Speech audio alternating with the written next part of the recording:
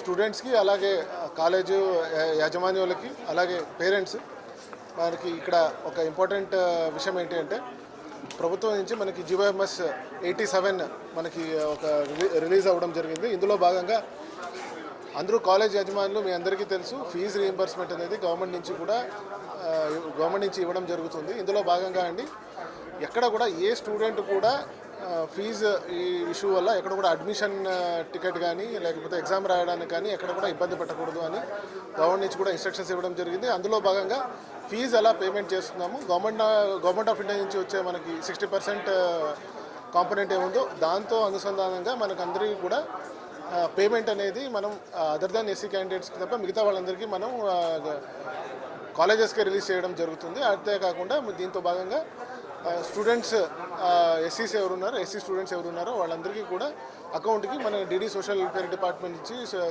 Department నుంచి accounts collect చేస్తూ వాళ్ళందరికీ టైం టు టైం రిలీజ్ చేయడం జరుగుతుంది. ఇక్కడ ఏంటి అంటే కాలేజ్ యజమానులకి మనం అప్పీల్ చేయడం ఏంటి అంటే ఎక్కడ కూడా ఫీజు ఇష్యూ వల్ల మన అడ్మిషన్ టికెట్స్ కానీ ప్రాక్టికల్ ఎగ్జామ్స్కి అటెండ్ అవ్వకుండా చేయడం కానీ ఇట్లాంటివి ఎక్కడ కూడా చేయకూడదు. And if there is any such thing మనకి స్టూడెంట్స్ కూడా నోటీస్ తీసుకొస్తే అక్కడ కూడా కన్సర్న్ కాలేజెస్తో కూడా మనం మాట్లాడి will ensure that there is no such issue.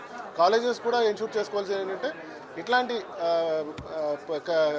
మనకి ఇష్యూ ఏమైనా రైజ్ అయితే అందరినీ కొంచెం మళ్ళీ సివియర్ యాక్షన్ తీసుకోవడం జరుగుతుందని చెప్తున్నానండి. థ్యాంక్ యూ అండి.